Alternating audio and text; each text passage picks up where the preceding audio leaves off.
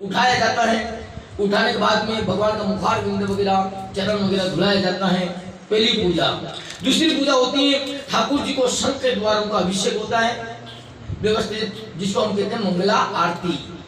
ठाकुर जी को स्नान ध्यान करते हैं, सादा वस्त्र पहनाते हैं उनको, बहुत सादा वस्त्र पहना के, जिसको हम मंगला आरती कहते हैं। मंगला आरती हो जाती है। तो उसके बाद में फिर आती है राजभोग श्रृंगार आरती। फिर क्या आती है? राजभोग और साथ में श्रृंगार आरती।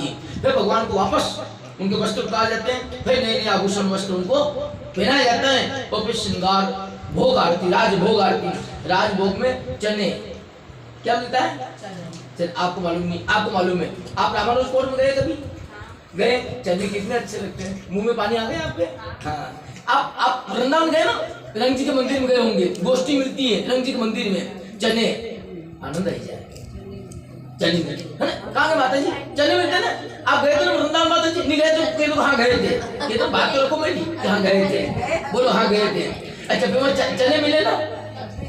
अभी जाकर आए। अच्छा गोष्ठी मिलती, चने मिलते ना, कितने अच्छे लगते माता जी, आनंद आई जाए। फिर राजभोग है भगवान का, क्या है? दूध के साथ में चने भगवान को भेंट करते हैं श्रृंगार के बाद में।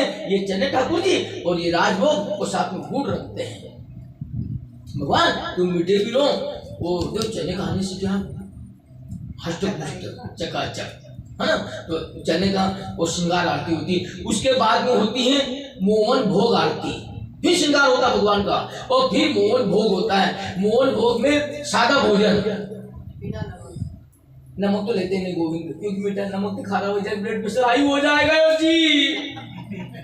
नमक खाने से ब्लड प्रेशर हाई होता है, शक्कर खाने से शुगर होती है। आप मुझसे पूछ लो, मुझसे हमारे सब बीमारियां हैं, मुझसे बताओ थायराइड क्यों होता है? यही है अपने भगवान के पास से, तेल घी कम कर दो, थायराइड कम हो जाएगा, है ना। तो नमक ज्यादा खाओ, आयोडीन खाओ, व्यवस्थित खाओ, बहुत जल्दी ब्लड प्रेशर हाई होगा।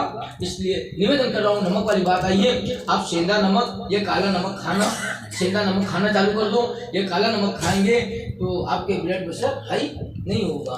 ठीक है, तो ठीक है, देख कोशिश कर लेना। तो स्वाद तो थोड़ा कम हो जाएगा, लेकिन ठीक है देख लेना। ठीक है, तो बात आ गई थी मोहन भोग। मोहन भोग में भगवान के लिए फुलके होते हैं, सूखी सब्जी, एक दाल होती है मूंग की दाल, साथ में दाल कैसी रहती है? हॉस्पिटल में गए कभी आप? हॉस्पिटल में जो दाल होती है ना जी, हाँ ये दाल रहती है, मतलब पानी ज्यादा तो दाल कम, ऐसी मतलब जूस वाली दाल जिसको बोलते हैं अपन, है ना। हाँ वे दाल है ना, दाल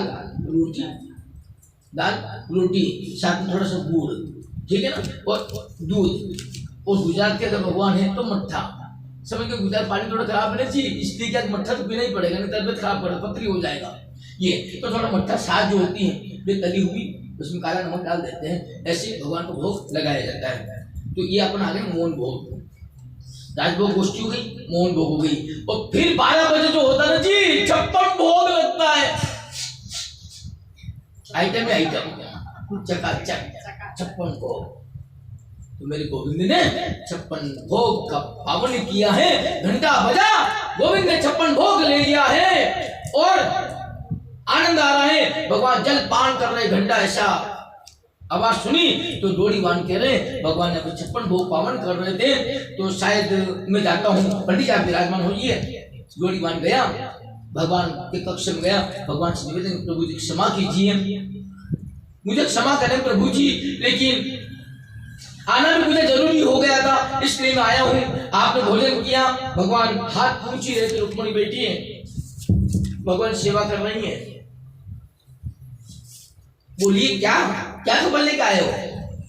बोले प्रभु जी खबर तो इतनी सुंदर है, आपको भी आनंद आ जाएगा प्रभु, बहुत सुंदर खबर है। मेहमान आए अपने, अतिथि देवो भव, जो अतिथि होता ना ये साक्षात भगवान होते हैं। अतिथि में ओरिजिनल अतिथि बता रहा हूँ जी, बिना बुलाए जो आ जाए वे भगवान होते हैं, और जो बुलाए टकराए ना ये तो मेहमान होते हैं। बुलाए मेरे मौसी जी आए, ये बेटे ये मेहमान है, ये कौन है? ये मेहमान है, ठीक है ना। अब भाई साहब के इष्ट मित्र कोई भी है जिसको पता ही नहीं कि क्या कथा हो रही है, इनके इतना सुंदर मंगल कार्य हो रहा है या गोविंद की सेवा हो रही है, अचानक फोन भी नहीं किया, कुछ भी नहीं किया, ना अचानक अगर आगे टपक गए, वे भगवान है।